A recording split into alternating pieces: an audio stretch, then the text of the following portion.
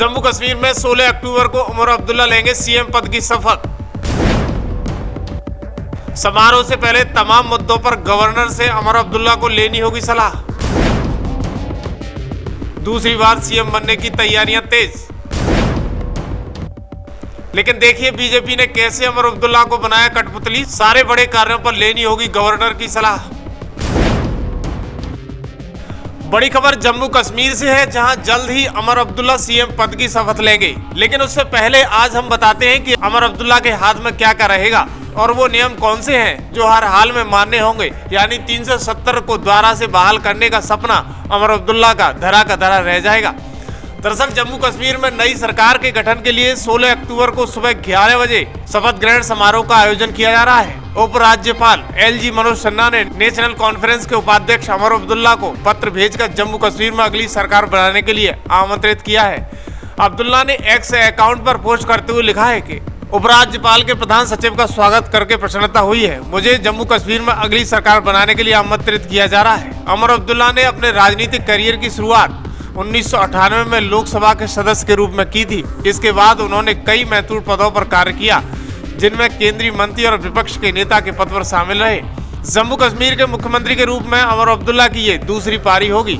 इससे पहले उन्होंने 2009 और 2014 में मुख्यमंत्री के रूप में कार्य किया था। उमर अब्दुल्ला की शपथ ग्रहण समारोह में कई महत्वपूर्ण नेताओं के शामिल होने की उम्मीद है। सरकार बनने के बाद वो नियम और कानून जो उमर अब्दुल्ला को मानने होंगे। असदुद्दीन ओवैसी ने उमर अब्दुल्ला को बताया भाजपा की कठपुतली। जम्मू कश्मीर में विधानसभा चुनाव के नतीजे के बाद नए मुख्यमंत्री की नियुक्ति का रास्ता साफ हो गया है। साल 2019 में संविधान के अनुच्छेद 370 के प्रावधान को हटाए जाने के बाद यहाँ पहली बार चुनाव हुए थे और अब नतीजे के बाद पहली बार मुख्यमंत्री बनेंगे। साल 2019 में राज्य का दर्जा होने के बाद जम्मू कश्मीर अब केंद्र शासित प्रदेश है। इस लिहाज से अब यहाँ का विधानमंडल भी काफी अलग होने वाला है। ऐसे में एक सवाल उठता है कि क्या यहाँ के नए सीएम की शक्तियाँ पहले जैसी ही होंगी या फिर सीमित हो जाएंगी। ऐसे में एक रिपोर्ट देखिएगा।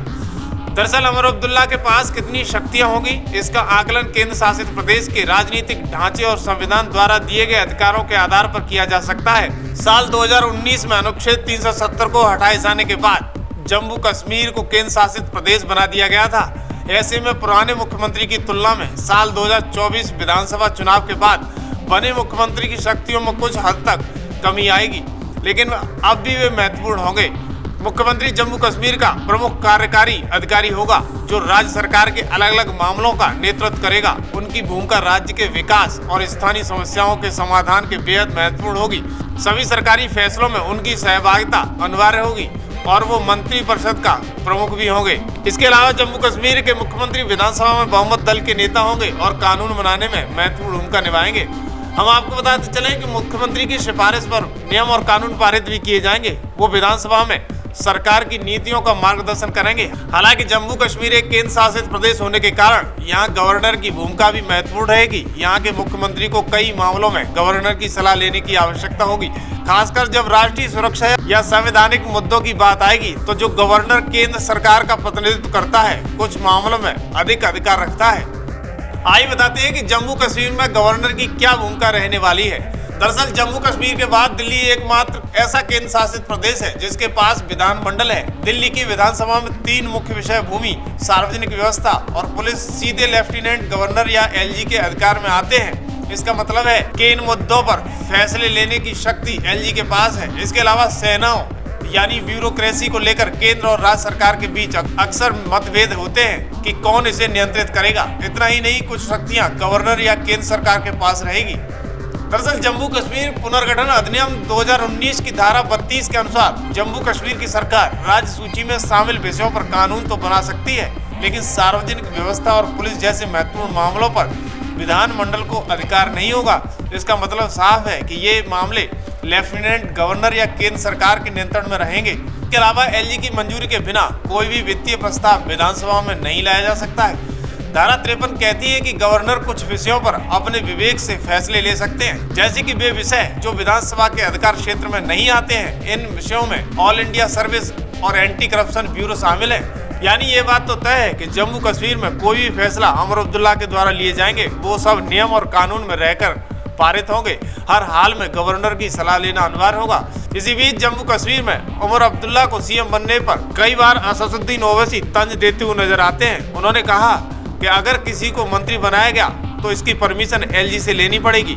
हम जानते हैं कि जम्मू कश्मीर में इलेक्शन तो साफ सुथरा हुआ है, लेकिन बड़ी बात यह है कि जम्मू में बीजेपी 29 सीटें जीत गई और कांग्रेस 1 सीट जीती है। इसके पीछे सब कुछ क्या चल रहा है और क्या कुछ कहते हुए नजर आए, सुनिएगा। उस वक्त भी कहा था कि वो बात नहीं है। तो बीजेपी की ये कामयाबी को अब जो हो रही है अभी, इसके जिम्मेदार कौन है? तो ये है असल कांग्रेस पार्टी पे निशाना नहीं, निशाना नहीं है भाई। मेन अपोजिशन तो आप ही है वहां पर। मेन अपोजिशन तो ओवैसी थोड़ी है, मेन अपोजिशन आप ही है। और 10 साल के एंटी इनकम्बेंसी के बाद 10 साल और फिर आपके हालिया पार्लियामेंट के चुनाव के नतीजे के बाद एक गोल्डन अपॉर्चुनिटी थी इनके पास कि बीजेपी को हरा देते वहां से, मगर वो नहीं कर पाए। इनका अपने इंटरनल डिफरेंसेस की बुनियाद पर, अपने एरोगेंस की बुनियाद पर, तो बड़ा इसको आप बीजेपी की जीत नहीं बल्कि कांग्रेस की नाकामयाबी बता रहे हैं आप। मेरा मानना यह है कि देखिए, मध्य प्रदेश में भी जीतना चाहिए था, छत्तीसगढ़ में भी जीतना चाहिए था, यहाँ पर भी जीतना चाहिए था। तो ये तीसरा ऐसा प्रदेश है जहाँ पर बीजेपी को हारना चाहिए था। रिप्रेजेंटेटिव बैठेगा उसमें और वो बताएगा एलजी को कि इसको कबूल करे ना करे। अगर उमर अब्दुल्ला कैबिनेट के मिनिस्टर को दिल्ली जाने का है, दिल्ली जाने का भी है, तो उसको एलजी से परमिशन लेके जाना पड़ेगा। एक प्यून को अपॉइंट नहीं कर सकता सीएम वहां का। तो ठीक है, ये बात बिल्कुल सही है कि कश्मीर के अवाम में जो गुस्सा था 370 को अबॉलिशन का, उन्होंने अपना गुस्से का इजहार कर दिया। और फिर दूसरा ये है कि हमारे पड़ोसी मुल्क जो बोलते थे कश्मीर के बारे में, इलेक्शन तो हुआ, साफ सुथरा हुआ, इसमें कोई इनकार नहीं कर सकता। ये भी एक बहुत बड़ी कामयाबी है। तीसरी बात यह है कि जम्मू में आप देखिए कि 29 सीट बीजेपी जीत गई, वहां पर भी कांग्रेस पार्टी 1 सीट जीती। ये चीजों को देखने की जरूरत है। कश्मीर छोड़ दी, वैली, अच्छा कश्मीर में तो बीजेपी ने बड़ा प्रोपेगेंडा किया था कि पहाड़ी गुज्जर वो सब जीरो हो